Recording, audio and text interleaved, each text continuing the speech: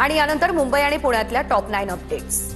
मुंबईमधील तीनही प्रमुख मार्गांवर उद्या देखभाल दुरुस्तीसाठी मेगा ब्लॉक, पश्चिम रेल्वेवर मेट्रोच्या कामासाठी, मध्य रेल्वेवर कल्याण कसारा दरम्यान विशेष कामासाठी, तर हार्बर रेल्वेवरती सीएसएमटी ते चुनाभट्टी दरम्यान ब्लॉक असेल।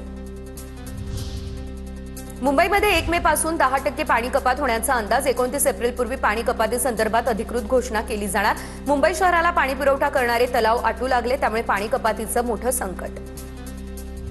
मुंबईमध्ये पावसाळ्याआधी खड्डे भरण्यासाठी 92 कोटींचा खर्च केला जाणार। 7 झोनमधील या कामासाठी महापालिका आणखी निविदा काढण्याच्या तयारीत। रस्त्यांवरील खड्ड्यांसंदर्भात मार्च महिन्यामध्ये 392 तक्रारी दाखल।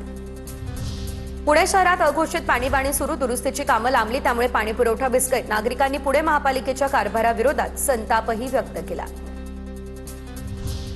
कल्याण डोंबिवलीमध्ये मंगळवारी 28 एप्रिल रोजी पाणी पुरवठा 12 तास बंद असेल। बारवे याशिवाय मोहिली, नेतिवली आणि टिटवाळा येथील जलशुद्धीकरण केंद्रातील तांत्रिक कामामुळे पाणी पुरवठा बंद राहील। मुंबई पुणे द्रुतगती मार्गावरील प्रवास सुसाट होणार। मिसिंग लिंक अंतिम टप्प्यामध्ये मिसिंग लिंक 1 मे पासून वाहतुकीसाठी खुला होईल। मुंबई पुणे प्रवासातील वेळ 30 मिनिटांनी कमी होणार। पुण्यात खेड शिवापूर डोणेंजपर्यंत मेट्रोचा विस्तार। महापालिकेच्या मुख्य सभेत नगरसेवकांचे प्रस्ताव मंजूर।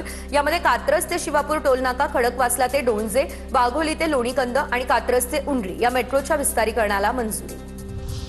पुण्यात कडाक्याच्या उन्हाच्या चटक्यासोबत आता पावसाचेही आगमन। शुक्रवारी पारा 40 अंशांवर गेला।